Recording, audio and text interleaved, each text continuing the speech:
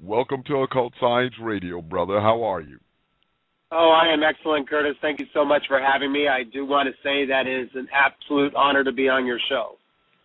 Yes, indeed. It's an honor to have you here, brother. And, I've been wanting to get you on the show for such a long time because you have so much to share. I've looked at your lectures and your website, and I was like, oh, man, this brother is just, a plethora of information. But before we get started, brother, please give us, just a brief background on yourself and what led you to the path that you're on now. Well, in brief, I guess how I really got started was when I left the educational structures. I ended up venturing myself into Lockheed Aircraft when it was currently in Burbank, California.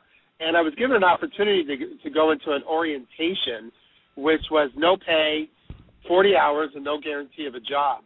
And what they would do is they would literally put you through a process on a daily basis. And what happened is, like, on the fourth day after taking these tests, I was asked to leave. And at that point in time, I was kind of confused because I thought I was dismissed as I didn't make it. They said, no, you're going into processing, but when you go down the hall, you're going to turn left and follow the skunk. So I didn't really understand that until I made left. I went into processing, and they said, well, you're one of the highest in the class. We're going to put you into top secret projects. So we're going to process you for clearance, and within 6 months you'll move into top secret. So with that, after about 6 months, I was working in the commercial division for a while, and once I got my top secret clearance, they briefed me and they told me that from this day on, everything that you see and do will not be discussed. You will if anyone asks you what you do for a living, you will tell them what you've been doing for the last 6 months.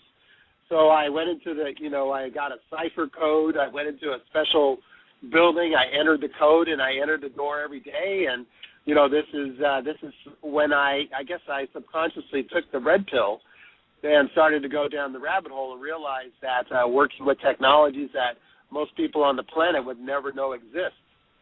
So finding that fine line of saturating myself with this knowledge, I realized that I hit kind of my fill within 3.5 years, and I didn't want to be a lifer there. And I realized that I wanted to do more.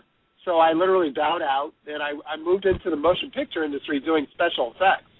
And a lot of people wonder how did I go from there to that? But when you realize, when we're doing special effects for Steven Spielberg, James Cameron, Robert Zemeckis, all the top name people, we're constantly pushing the cerebral cortex. We're never doing the same repetitive thing over and over again.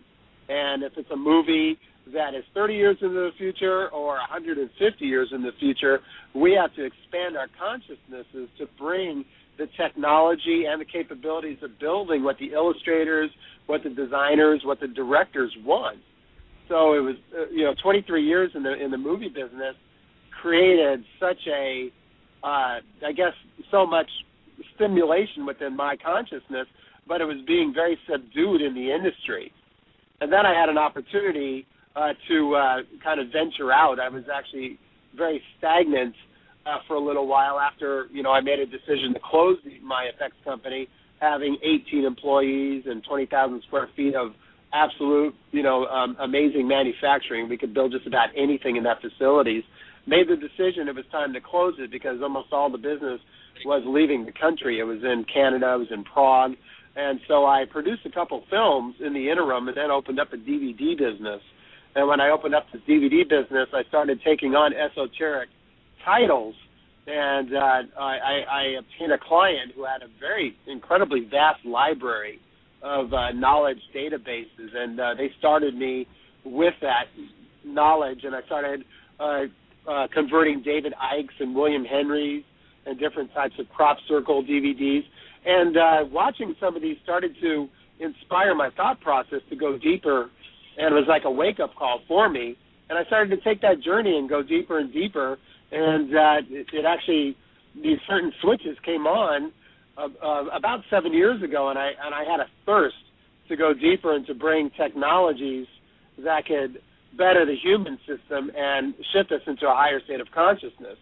So with that, in my journey, I went really as deep as I possibly could and brought forth what we call today the life stream generator, which is based on Nikola Tesla's research back in 1899 and 1900 when he was working on etherical binding energies, or what he called radiant energy.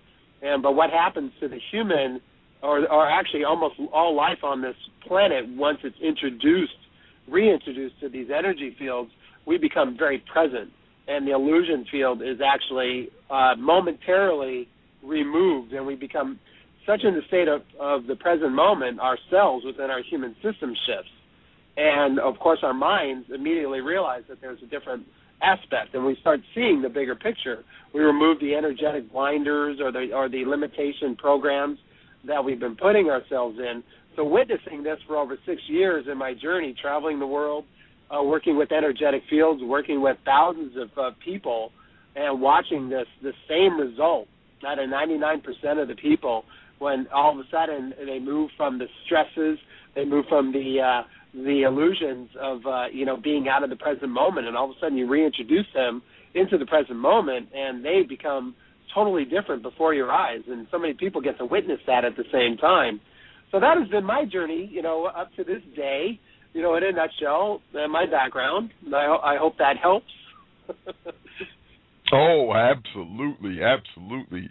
And before we go into the other subjects, I need to learn more about the live stream generator, because, ever since I saw it on your website, and he has a tremendous website, family. His website is zeropointresearch.com. That's www.zeropointresearch.com.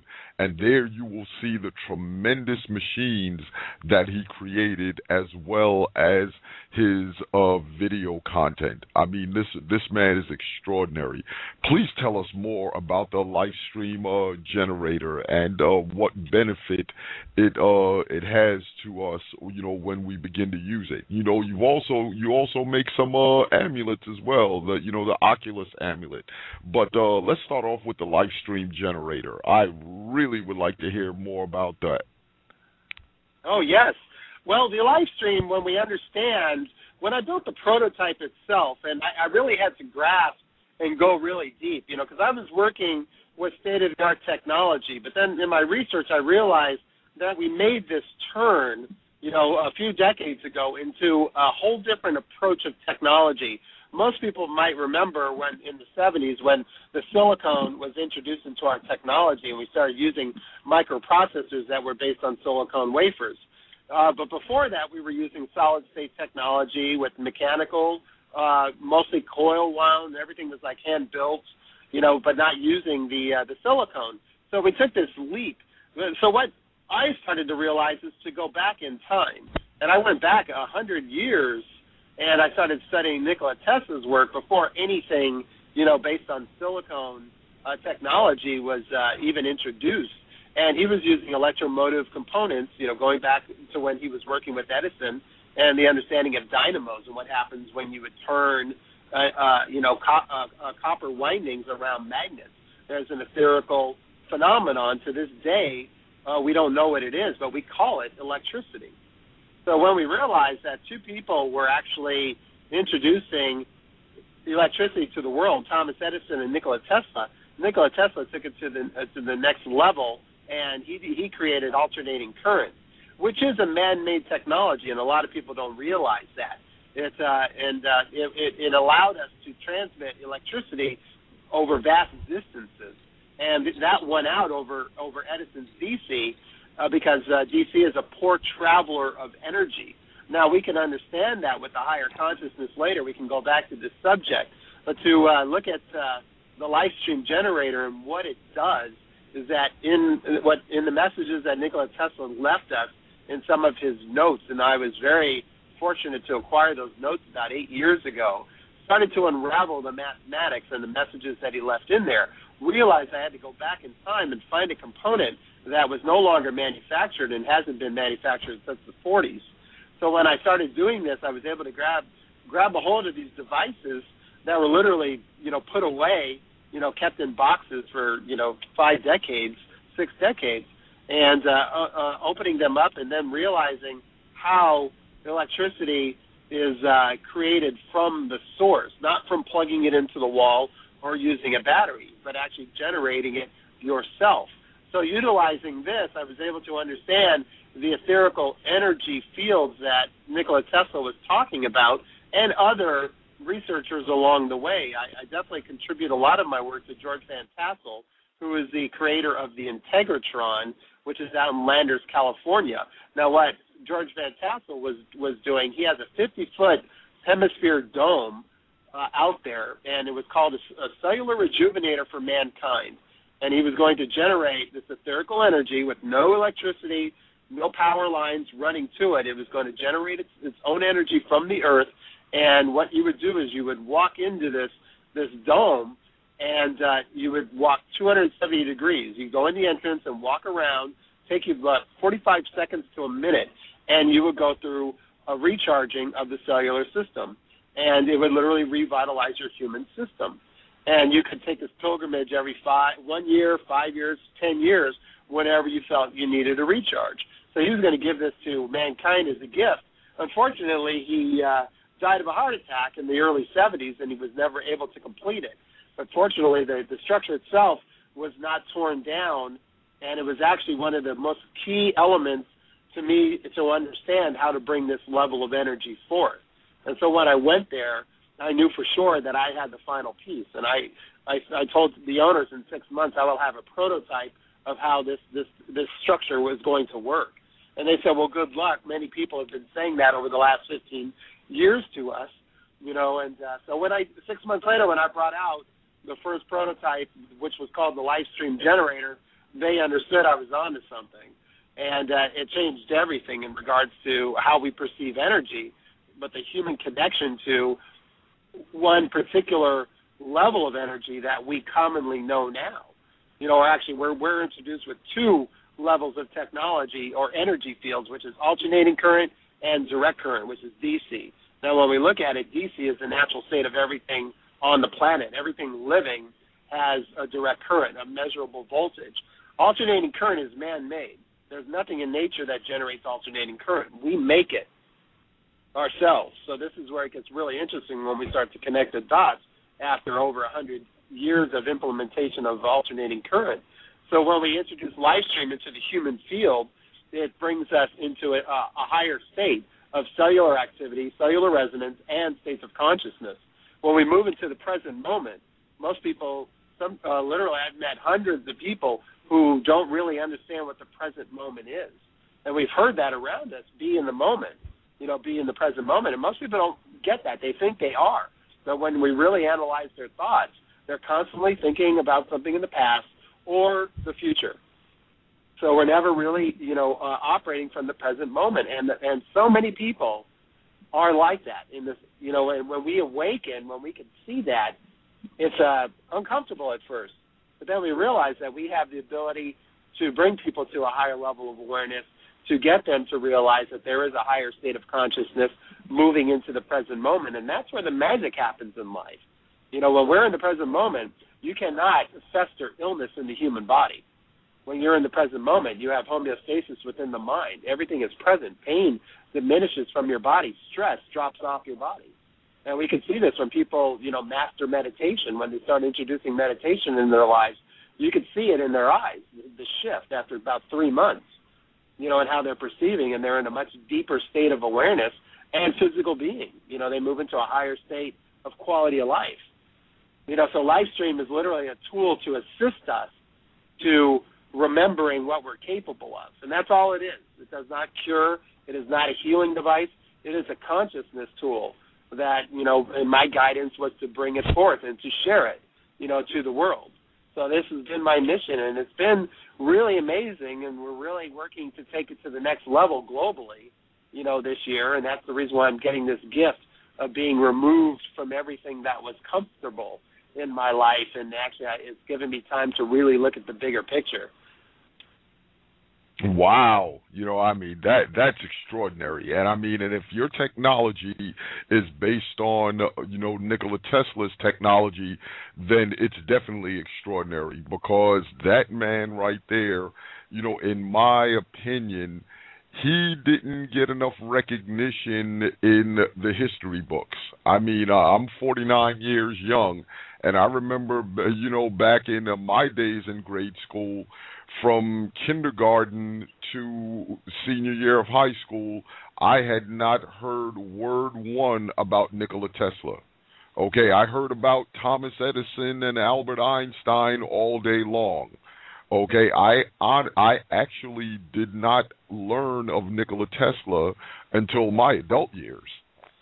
And then when I began to study him, and really see what he was about to a certain degree, I mean, I got very angry because I'm like, well, why isn't this man, more, why haven't we been taught about him in school? But then I realized that, his technologies and his innovations and his inventions are something that they definitely wanted to suppress because there are those out there that exploited him, and now there are those out there who are quite wealthy off of his innovations. Very true. Well, go ahead, my friend. When we look at a man who was literally every time when we read a subject, it was so obvious that they say how out of time he was. He was 100 years ahead of his time. Of course, if we had Nikola Tesla here now, it would definitely we'd be taking this very interesting leap if he was literally allowed to do what he wanted to do. Now, most people, don't even realize that, we have about 3 of his inventions surrounding us at all times. In our homes, the induction motor, which has never changed, fluorescent lighting, neon lighting. And he was involved in over 1,200 patents. So it's kind of amazing, that most people, and he's not taught in the educational systems. They are actually trying to change that now. Is that, he was the first person with George Westinghouse to create the first hydrodynamic power plant in Niagara Falls in the late 1800s. Wow. That's where the wires started wiring the world. But everyone now sees Edison attached to that name. And, most people know that Edison was adamantly against alternating current because it interfered with what he was trying to do to the world. Now, this is where it gets really interesting, because Nikola Tesla, once he was recognized, he had an amazing time, but then he went deep down the rabbit hole. He went to Colorado Springs on a mountain by himself and started doing these very advanced, experiments. And what I would like to, state in regards to the levels of consciousness, he got lost. And he received such profound knowledge and awakening. It was like going to the mountain of enlightenment. And he opened himself up to those portals, and he went up to the mountain, received the enlightenment, and then was given a choice to stay up there and to bask in this enlightenment or go back down the mountain where people only look up to the mountain but have never climbed. So now when you go down and you tell people what exists, what is possible, if there's a mismatch in conscious frequency, they're not going to understand. They're going to be, of course, concerned, maybe worried, and possibly fearful. And when that happens, they usually walk away, because we cannot grasp that. We're not in that state of consciousness to be able to absorb what he is, foretelling us of what is possible. Nikola Tesla talked 100 years ago about communicating to other planets. That was before we had wireless, radio waves. So when you're talking about now, it's no big deal. We are doing that. So when we connect the dots, and he was talking about sending signals to deep space and receiving something in return, people had nothing to reference. And so they just said, whatever, and, they just stepped away from him. So when he started, to close himself up and to do this advanced work, left us incredible messages, but it was not shared. He went to a point where he didn't fit the infrastructure. He was trying to give us one of the greatest gifts, and that is what we call wireless electricity. And it was not free energy. A lot of people use that term completely out of context. You know, there's nothing free, and we could talk about that tonight, you know, so people can understand, you know, what free energy isn't. You know, it doesn't really exist. You know, of course, energy is around us, you know, in everything, and it's measurable. With our technology today, we can measure everything that's living, and it has a measurable energy field, from voltage to bioluminescence to energy, you know, and this is where it's really interesting when we start to understand that we can tap this energy once we get to this level of consciousness. We can realize at the same time when we go and stand before the Great Pyramid that something greater than us existed in regards to technology. You know, a few thousand years ago, to create a structure of such incredible accuracy, to this day, in our heightened technology and awareness, we are not able to duplicate it. So we have to kind of understand, and a lot of people have different theories about it, but there are missing links, and it's all about energy and the way that we accumulated it. So this is where it gets very interesting. When Nikola Tesla built the Wardenclyffe Tower, when he was building that with the financing from J.P. Morgan, he told everybody, now this is something that I want to clarify with most of the listeners, of understanding what most people call the controversies and the suppression of technologies. J.P. Morgan, when he was funding it, was under the assumption that it was going to be a wireless transmitter, a wireless communications transmitter to send radio waves across the world. Now, what Nikola Tesla did, he took that research and that funding a step further and kept it a secret and wanted to do a grand experiment and give it as a gift to the world, which was going to be wireless energy. And he understood the power of the pyramid, the utilization of water, and the utilization of high-voltage energy and the earth energy and the ionosphere, and how to turn the world into a dynamo, and we would create a polarity. And we'd be able to, like an air capacitor, receive that energy etherically, and we would just need simple conversion tools to utilize it. And he was doing this in Colorado Springs. There's plenty of research showing that he took light bulbs and once he turned on his radiant energy generators up there, he could take light bulbs and place them on the ground, and they would light up with no wires. Wow. You know, and the stories that happened in Colorado Springs before he got it just right. There's many stories talking about when Nikola Tesla was doing his research. You had to stay away from like the fire hydrants and stuff like that, because they would literally jump out where 3 or 4 foot arcs of energy would jump and hit you if you got close to them. And people would look at the grass at night, and they would have this coronal glow for acres. They'd see this blue glow. When he was doing his research. Once he got it finely tuned, none of that happened, and it was amazing what he was able to do. But going back to the Wardenclyffe Tower, the funding, he was getting to the budget that Morgan wanted to spend on this, and when he was stopped, that's when he confessed. And he said, this is a great gift, and I want to give it to the world. And most people think that J.P. Morgan stopped it because he didn't know how to charge people for it. So the conversation was too brief, and the funding just stopped. And there were many reasons for that. But when we understand when inventors want to give a great gift of that level and that much power to the people who were literally in their infancy of understanding how to harness energy, that future, we could have done more harm than good on this planet. And this is where we have to realize it. It's really hard for people to connect the dots, because when we see traces of advanced civilizations and they were gone, we look at Atlantis, we look at the myths of Lemuria. Atlantis supposedly harnessed great energies, but in that level of consciousness, they destroyed themselves.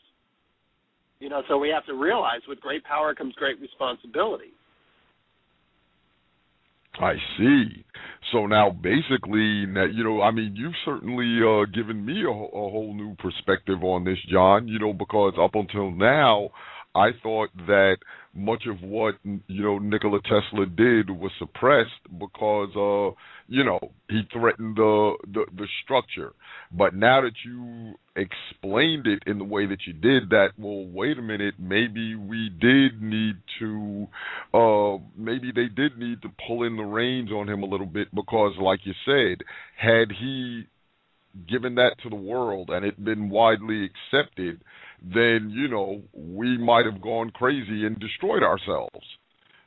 So yeah, Well, I must absolutely. admit, you've given me a whole new, a whole new way of thinking on that. Yes, well, And that pondering, we really have to look back and ponder and realize, because when we look at what the world could have been, and of course when we look at, just the discoveries in the last 100 years, and we literally had, we had the power, literally had the power to obliterate ourselves.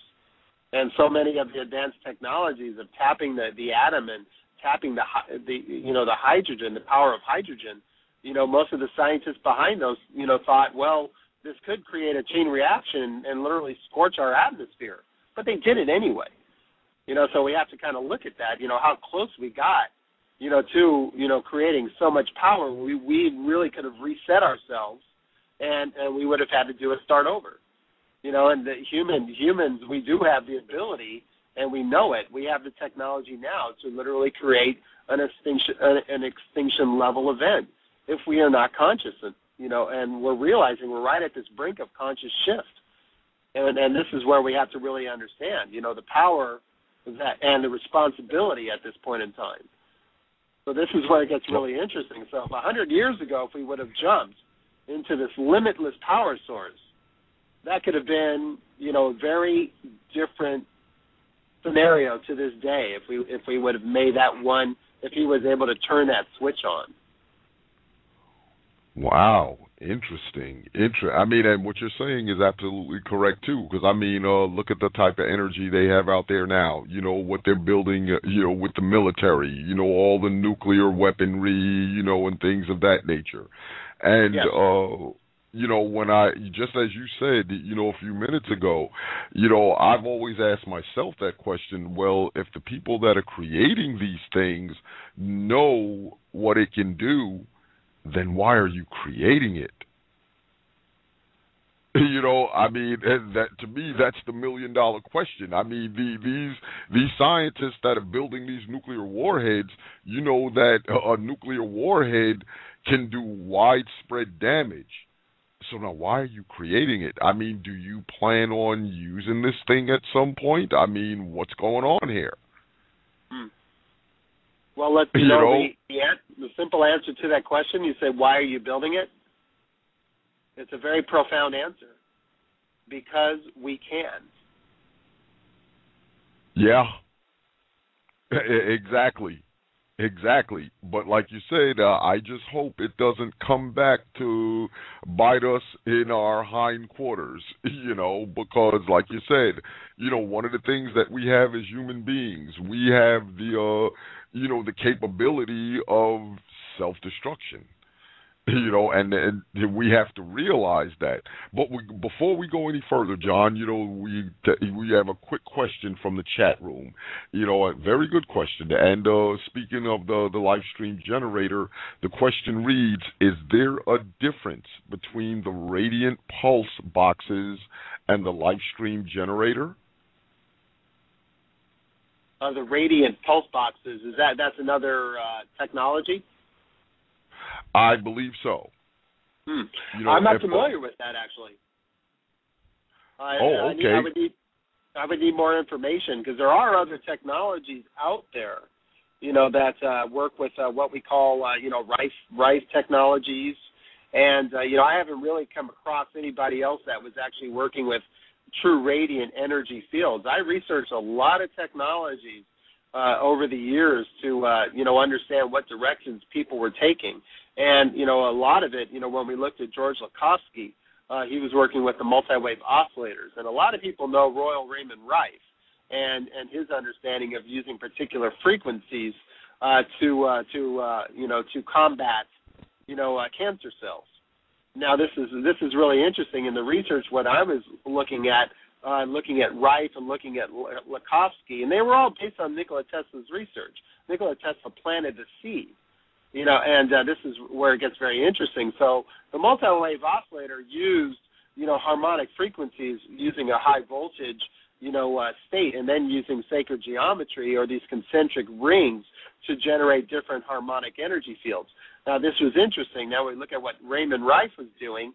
He was dialing frequencies and finding the cause, the effect, and then the way to either get a cell to reset itself, go back into homeostasis, or eradicate it. So when you look at the Rife technologies, there was this gamut of frequencies that you can dial. Everything from the RF amplification technologies to the radionics technologies. It came with big books of different, you had to dial 5 different dials to different frequencies. And this is what I started to understand. It's like, wait a second. They're trying to find particular frequencies. What humans do now, we utilize different frequencies for our technologies, like our cell phones, like our radio waves, and we can look at that in so many different ways. Now, what are we doing is that we're taking certain spectrums out of the unified field, and that's the etherical binding energy of everything that exists. We have the ability to harness and to amplify certain radio frequencies, through this unified field spectrum. Now, what do? We amplify them 100,000 times, 1 million times amplified past the natural etherical unified binding energy that's around us. So what happens when we do this? We induce ourselves, our human structures, with one particular frequency, and we bombard it. Now, our human systems have the ability to calibrate. We're multi-oscillating. We go through, possibly 150,000 shifts in our cellular frequency daily, just based on our thoughts. But then we have a hard time seeing because we live in a 3D illusion, and we don't see everything that's around us. Because if we did, we'd see the radio frequencies coming from our cell phones as we look at them. But we don't. Those are hidden from us for a reason, not because of a conspiracy, because they would be very unpleasant for us to see. They would interfere with the three-dimensional realization that we have the ability to see, the spectrum of the rainbow. Now, when we look at the human, what's happening to us right now, a lot of people think when you turn the radio on, that's when the radio frequencies come in, and that's when you can receive it. That's not the case. That FM, those XM satellite radio frequencies are hitting us as we speak. They're hitting the car, they're hitting us, they're hitting everything around us. And we have to realize that. Same thing with our cell phones. They're transmitting and they're receiving. And everyone in a 3-mile radius, we're part of their broadcast. So this is where it gets really interesting. The human system constantly is rebalancing itself with all these energies that are hitting us, as satellites in space, bombarding us as we speak. So this is, now we can always compensate this unless we get too much of something. This is where what we call too much of something, and we see those effects in the research, is when we're overexposed to certain things. Then the body cannot compensate itself, and that's when we start to see imbalances. We get to see mutations in the cellular structure. Thus, those are called diseases. That's called stress. We can mentally induce stress, or we can environmentally or physically induce stress into our human systems. So this is where it gets very interesting when we start to open up our consciousness and realize, wait a minute, I'm surrounded by all these energy fields that are taken out of unification and amplified because of man's technology and conscious utilization to make our lives better. But then now we're coming into this awareness that sometimes this might not be a good thing. And this is where we, in the last 20 years, 30 years, we've seen this consortium of safety, which has engineers, doctors, scientists on these boards that regulate what is tolerable within the human system. What level of exposures, and that's how cell phones radically got reduced, when we understand what a cellular, phone is. Back in the 80s, they were bricks putting out 4 watts of high power energy, because the towers were 15 miles apart. Now we have cell sites everywhere. And that's the reason why we can have what we call microwatt, technology at our head, is because they immediately realize that we have to change this quickly because the human system cannot tolerate this much bombardment of one particular radio frequency at such a high level. It will cause damage. So we shifted that technology very quickly, and most people didn't realize how advanced we became so quickly in regards to cellular phone technology, because we had to. I see. Now, I noticed within the last several years, John,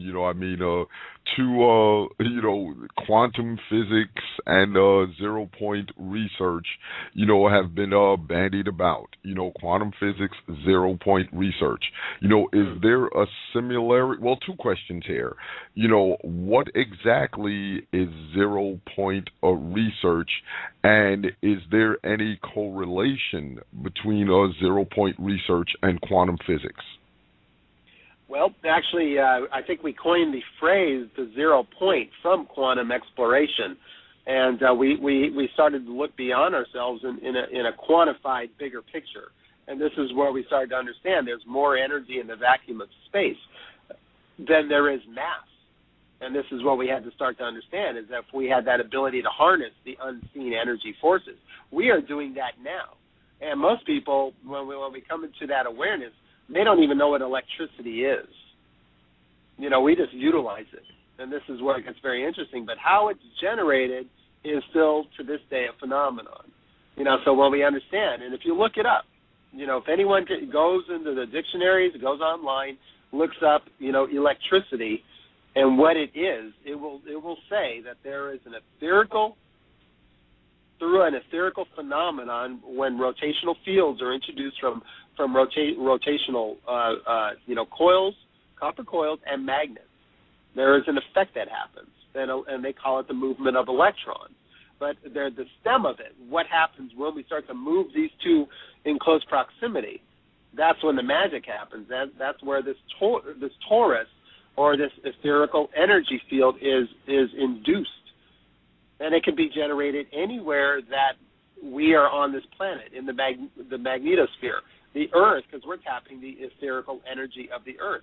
The Earth is constantly generating energy. It is a life force, and it allows us to utilize it. So this is where it gets interesting, is understanding energy itself. Most people, they don't realize that right now 2,000 lightning storms are happening on this planet as we speak. If you go online on YouTube and you look at the International Space Station and how they do these rotations across the Earth, look when they're going over in the dark, you'll see chaos in the atmosphere and all these lightning storms happening all over the place.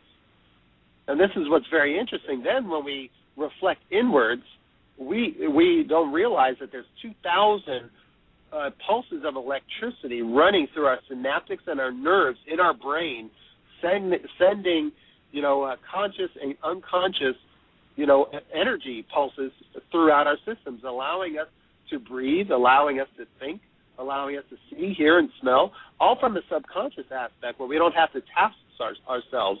It happens naturally. But there's 2,000 pulses happening simultaneously every second, sending data throughout our bodies. Same thing that's happening on the planet. Now, if the pulses from the lightning storm cease, within a matter of hours, life on this planet would cease to exist.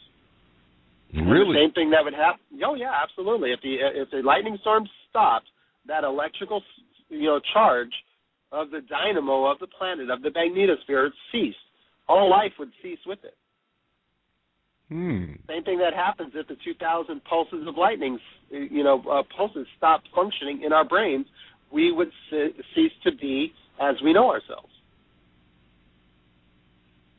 Interesting. Very interesting when we start connecting the dots, as above, so below. And now we have bigger eyes. We're out in space. We can see the energy that happens from a much bigger picture. Everything from the sprites, like the multi-tiered lightning storms that happen, that go out hundreds of miles, outside of what we originally thought 10 years ago. We thought it was within our ionosphere, but no, it goes out the stratosphere and into space. So this is where it gets kind of fascinating. You can look up those. You can look up sprite lightning, different levels of lightning, and it's amazing, what we're discovering or realizing today. Now, and there was about a month ago when we had that huge particle storm that came from the sun. And it was great because NASA realized we got bombarded for 3 days. I mean, and if you go back and look at it, the satellites that were monitoring the sun got bombarded for 3 days. They were literally in a particle storm. You couldn't even see anything. All of these satellites had to go into safety mode because we never saw anything like this before. So when it hit our planet in the northern hemisphere, it charged and created amazing coronas.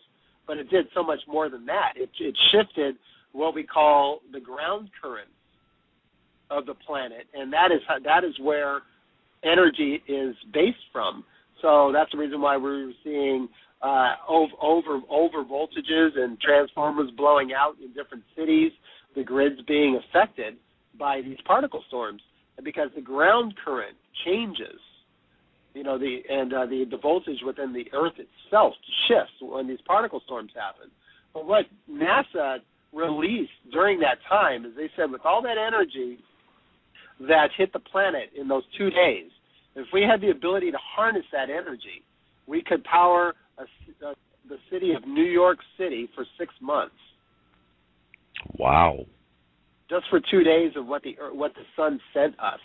Now, what's beautiful about that is that they're thinking like that now. Is that if we could harness energy outside of what we're doing now, it would solve all our issues. My mind sometimes goes way out there when I'm in think tanks talking, because I do hire myself out and I work with companies, to get them outside of their box and to bring in the new paradigm of thinking. And so I work with these global think tanks, and when we're talking about the next level of fuels, biofuels, algae, and the next generation electric cars or different ways of harnessing electricity, is we have to go outside ourselves. And sometimes it takes a while because they're saying, well, we can only do it this way. This is the only way that we know. This is the only efficiency, that we know. And I'm like, well, you have to re-educate yourself, and because you're limited by what you've been told. And if you want to come with me, let's go to Egypt, and I'll make you scratch your heads and understand what type of energy they accumulated to do these things in such precision that's still beyond us today. So this is where we have the ability to change people's way of thinking and to bring in new technologies, for our future. So we're at this stem. We're right at the precipice of this great conscious shift on the planet. And our technologies are really about to take a giant leap because the limiters that have been holding us in place are no longer able to do that. And we've seen that on so many levels. We can talk about that. How it's just changed. Just our binds. And we realized that less than half a century ago when it was impossible to break the speed of sound, and everyone believed it was impossible. But guess what happened? Someone did it, and within a few decades, we broke the atmosphere of space in a short period of time. We look how fast we've progressed, and this is where it gets really amazing. But it was impossible for us in one way of thinking until someone did it and shifted consciousness across the planet. So this is where we're at again. We see a lot of this information that came from CERN. Of course, there's a lot of mixed reports coming out of the big particle collider, and and the same thing is with the mysteries of what's happening from the sun, how it's like changing what we perceive the laws of physics to be. So scientists are scratching their heads all over the world, not just in the U.S. Wow. This is really, and we also have a request from the chat room as well. They're very much interested in the Oculus pendants, the amulets that you make as well. And what I find interesting is that the name of the pendulums, Oculus, it has like the first 4 letters of Occult. Yes, well, when we look at the Oculus, it's very interesting how those came to be. On my first journey into Egypt, I was guided to go to the Valley of the Kings, and I went up into one of the tombs of one of the pharaohs, and it was very interesting because I climbed to the top, and I left my group, I climbed to the top, and I was guided to go into one, and the guardian in there came. He was down below, and he walked all the way up, and he said something to me, and I just nodded to him, and he smiled, looked me in the eyes, and then he left. And they never leave you alone. He left for 40 minutes. And I was in it completely by myself. And I literally read the Book of the Dead that's on the wall, completely intact, and I just absorbed this knowledge. I had no interference. It was just me, in this tomb. And I literally made sure I took in everything that was on the walls. And when I left there, that tomb, I was guided to bring elements of the earth back. And that was the white alabaster that is only found in Egypt, the calcite, and the water from the Osirion in Abydos, Egypt, which to this day is still a mystery where it comes from. Most of the Egyptologists will tell you it's Nile seepage, but it's not. It comes from an aquifer buried very deep in the earth. And I actually call that water core of the earth water. It has a centuries-old original memory. And when we start to understand how water holds the strongest memory, we can talk about this, this understanding later. So with picking up those two elements, I was also guided to bring back blue lotus oil. And, you can go to the perfumeries there and get this pressed lotus oil, and that wasn't working for me. I said, no, this isn't it. I need generations. I need the ancient understanding. And I stumbled upon someone who actually, it took me, a couple of years, but the first year was amazing. I found the right family that did the oil pressings for generations. And they literally had the ancient recipes or the ancient alchemies that the pharaohs used to use. And they used to press what they called generations oils. Now, what would happen is that they would take, when they were growing the blue lotuses, every year where they did the annual pressings, they would have these vessels in the earth. And they would literally, once a year, they would unseal these vessels, take the decanter filled full of that year's press oils and pour it in, and then cap it and reseal it, and then bury it back in the earth. So some of these oils were literally hundreds of years old, just incubating in the earth. And a lot of alchemists today use that method when they're making things. And there's actually a brother that his name is Baratunde, I think it's called Forgotten Foods is the name of his company. And him and I, if you know him, he's great. He uses the ancient understandings. He buries his stuff in the earth, for several years until it's ready, when it says it's ready to come out. But they would do it for hundreds of years. And the pharaohs would get anointed by these 500, 1,000-year-old oils. And it would completely send your cell structure beyond anything that we can talk about today. So fortunately, I stumbled upon one of the old families, and I talked to, and he said, I'll come back tomorrow. And then he said, I went out there, and then they talked about the great-grandfather who used to do this. They scoured the land. They found these 3 vessels, and one of them was blue lotus oil. And the last date that it was open was 35 years ago, and the first date was 185 years before that. And so they opened it up for the first time in 35 years. They had no idea until I went out there and reminded them about this process.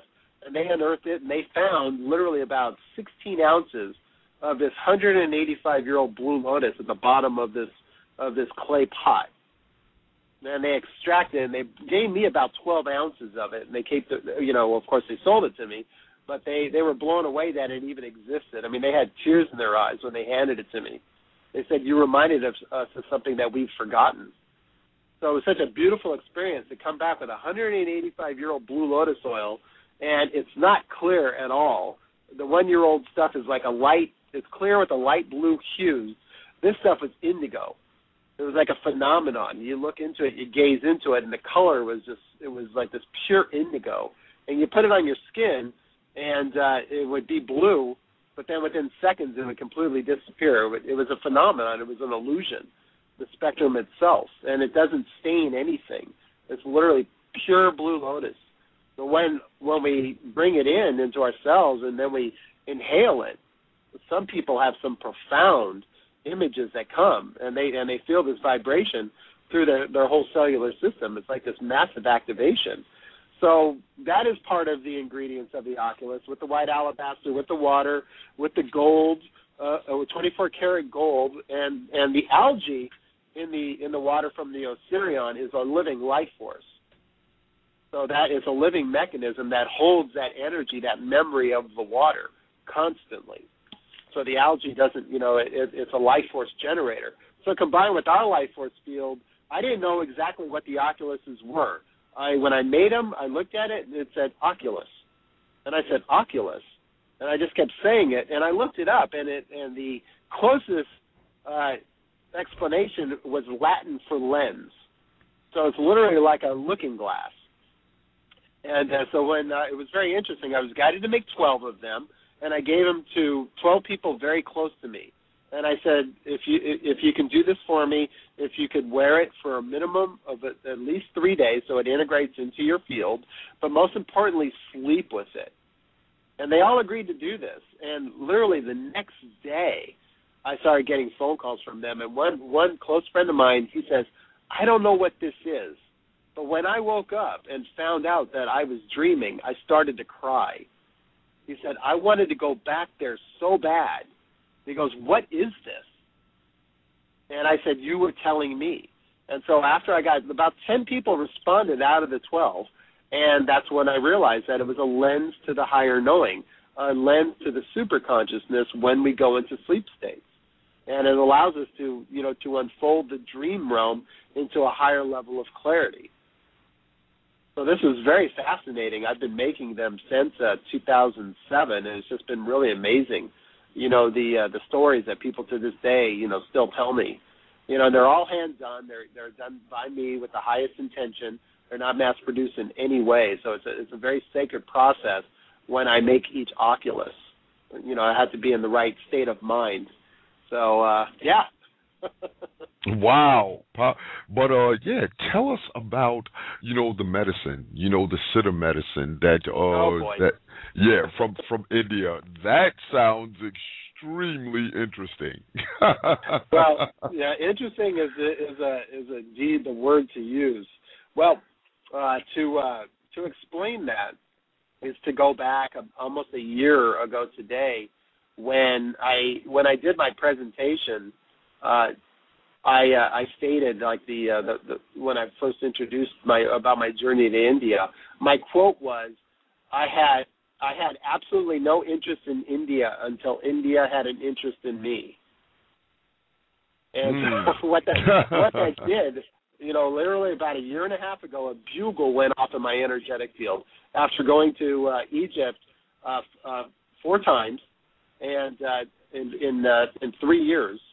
And unlocking and bringing energy devices and working with the grids out there, all of a sudden it was time to go to India. And what happened is that 2 dear friends that became friends were messengers from the 19th Siddha. Now, what is a Siddha? Most people might want to know is that they are beings that are us that have reached a higher state of consciousness. But they also they go through a transmutation in their physical beings. Now, the 19th Siddha, his name is Ananda Siddha, and he was a very pious person in India, very rich and successful person. And about 9.5 years ago, and he would take a lot of his wealth and he would restore many of the temples in South India.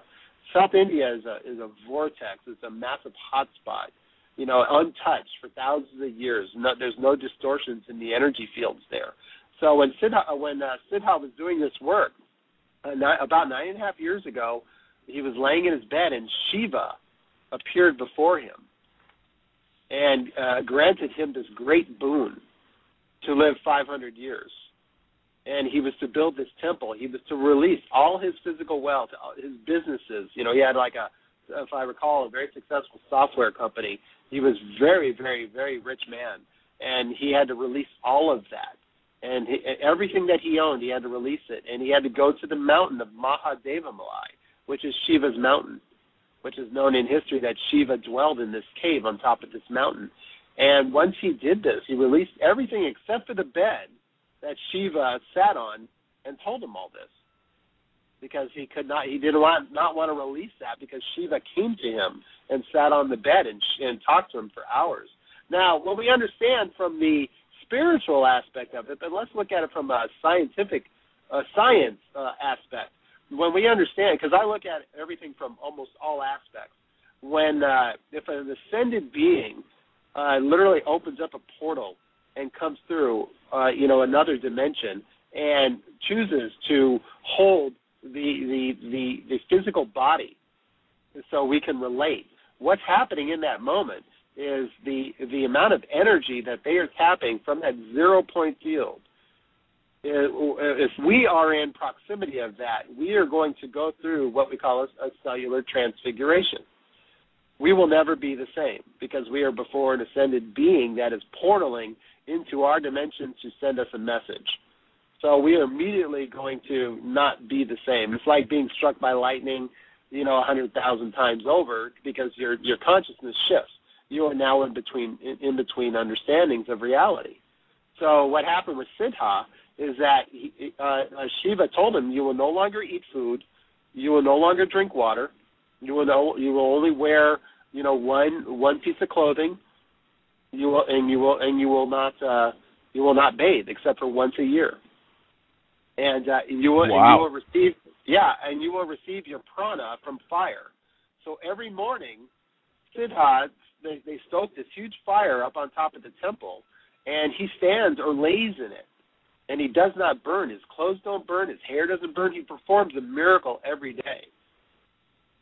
So he immediately bends what we perceive as possible. Now, he was also guided to go to the top of the mountain and to build this temple, and he didn't understand that. But when he arrived, Shiva appeared to him again, gave him the vision of this temple that is to last 500 years. So right now, if you go up there, or if you look it up, 19th Siddha, and you will see his temple that is under construction. It's 7 levels, and it is using current technology, but he takes what are specifications of building codes and doubles it. So most of the foundations made out of cement and rebar would be 6 to 8 inches thick. His floors are like 2 feet thick. Literally meant to last 500 years, not to deteriorate over the years. And but what's really amazing, because he does not sleep, he does not eat, he does not drink. None of his organs work the way that ours do, because he receives his prana from fire. He runs crews days and nights. And what's really amazing about it is that there are no blueprints. There are no drawings. He walks up to each individual person and transmits what they're going to do, either by speaking in Tamil, which is the ancient language, or they just see it in their minds, what they're going to do that day. So this is what's going on in India. And it's absolutely fascinating when you climb the mountain and go before Siddha. Oh, wow. Yeah, we don't have much time to really delve into it, but what's happening is that what Siddha is doing, a lot of people are kind of conflicted, with these beings, and one of the things that Siddha wants us all to know is that he is not a master, he is not a teacher. He is only here to remind us of what we're capable of or what we have forgotten. And he constantly reminds us, remember, I was once like you. So this is where it's very profound. He didn't come off of a mountain. He was literally amongst the people when he went through this transmutation, received this boon that Shiva chose him for because of his his dedication, to rebuilding the temples and the sacred structures around India. So it's really amazing what is going on, in India. And of course, when my friends Ganga and Tara, when they actually came out, they were actually chosen by Siddha. They said when they met Siddha, they looked at them and said, you're going to be my messenger. You're going to take me to the West. You're going to be my messengers of the West. And they're like, what, how are we going to get you on a plane? And they didn't understand it first. Then they started to realize, oh, we are going to share this knowledge to Westerners. We're going to go back to the Americas, and we're going to share this knowledge because this is what Siddha wants us to do. And so this is how I found out. This is how I got the call, is I found out that this event was taking place called The Secret of the Siddhas, and all of a sudden I just had to be there. I didn't know why. It just called me. And literally when I walked in the room, I sat down, they started to present this information. Then the picture of Siddha came up, and it just blew me wide open, and it was like a bugle. And I'm like, what is going on? I just completely, went with it, and I, opened my home for them to host, and we filled the place with about 45 people, and they shared the messages again, and that's when it was so clear that I was to go back to India and to stand before Siddha and be one of the messengers to bring back this understanding of what is happening on the planet. So yes, that's how it started, and then through the continuing connections, I think the information was presented to about 3,000 people. Nearly a year, they traveled across the United States, and it was a really amazing journey. They literally came here with less than $100. They were kind of worried, how are they going to do this? Siddha said, let it unfold as it comes. And literally every day it just opened up to them. And it's just amazing what how they went through, I think about 40 states of the 50 states, drove through, presented all over the United States and shared it to over 3,000 people. And I think 3 people to this time actually went before Siddha. And it's really interesting. So 3 of us came back, with this knowledge that Siddha, exchanged with us, to integrate into the West at this proclaimed time in history, part of a prophecy. So at the same time, there's more and more happening that allowed, where we've been getting information about the Kaya Kalpa. And there's, in history, if you read some of the books, one of the most popular one is talked about Tapaswaji. And he took the Kaya Kalpa, if I recall, 3 times in his life. And he was about 80 when he received it for the first time. And he went to this one ashram, and he went into a room, and for 61 days, if I recall, in complete darkness. And he took the Siddha herbs, which is the Kaya Kalpa, and cow's milk, and that's all he did for 61 days in absolute darkness. He ate the Siddha herbs and drank the cow's milk. Someone would give this to him every day. And what happens through this process is that you go through an inverted regeneration process. You literally shed your skin, all your hair falls out, all your teeth fall out, and you grow new hair, you grow new teeth. And when he came out, he was about 45 years younger. Really? Yeah, so he's known to have lived approximately 235 years, if I'm correct. And he looked younger than I do today. So these are the regenerations, and this is known in the ancient, in India. This knowledge is there, but it's been kept there for thousands of years. It hasn't really, leaked out into the West until recently. And this is where it gets very interesting. So now there is an old man that is connected to Siddha, known as Papa, and he is making these herbs, and he is making different structures of these herbs. Now, the first one that came to the West was called Navapashana. Now, that's the first level of the rejuvenation herbs that the Siddhas make. And this is what's fascinating, only one person on the planet at each time has the alchemy to make the Navapashana. It's handed down etherically to the next person. It's not taught like we are. It's something. It's given to you, and you just know. And then you go and you make it. But, then Papa, he's been in the forest, and no one knows where he lives. He comes out when it's time, and he connects with people. And he brought the Navapashana out like a little over a year and a half ago, and that's been being distributed. And that is the first level. They take these herbs. They're just natural herbs that grow on trees and bushes, and they have an ability to change the structure of it and turn it into these beads that are literally harder than granite. So they're actually creating this new element. You know, and it's an absolute mystery when you hold this stuff and you feel the frequency and the vibration on it. But when you dip it in water, that's when the magic happens. The water immediately shifts to the memory of this Navapashana. And I do a lot of advanced water research. I mean, I've been working on even, technologies, that we can utilize water as energy, turn water into fire instantaneously.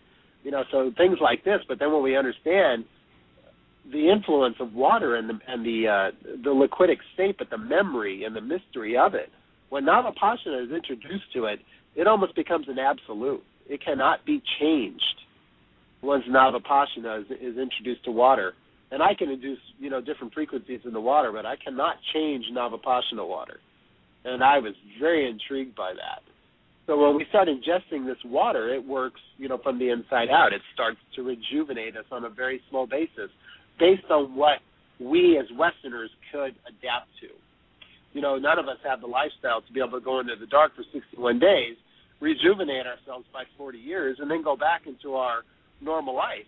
People are going to look at you and go, that's not you. And if it is, you're going to be considered, an oddity. And people are going to want to try to figure out what you did. So who wants to be the first one to do that? Raise your hand. Rejuvenate 40 years. I mean, if you're 60, you're going to look like you're about 25. So how's that going to work in your life? And this is the whole thing. This is where it's tricky. Most people don't give it that much thought. They don't give immortality much thought either.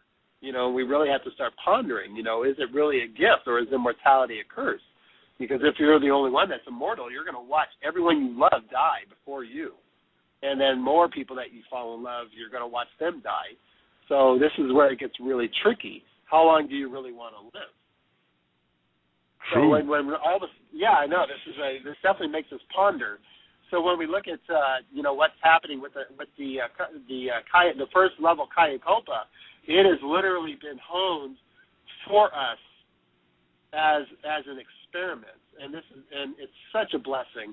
There were 39 people chosen to receive this first batch of Siddha herbs, and one of our dear friends went before Siddha, who then brought him before Papa, who is actually, and Papa is the old man in the jungle that makes the herbs.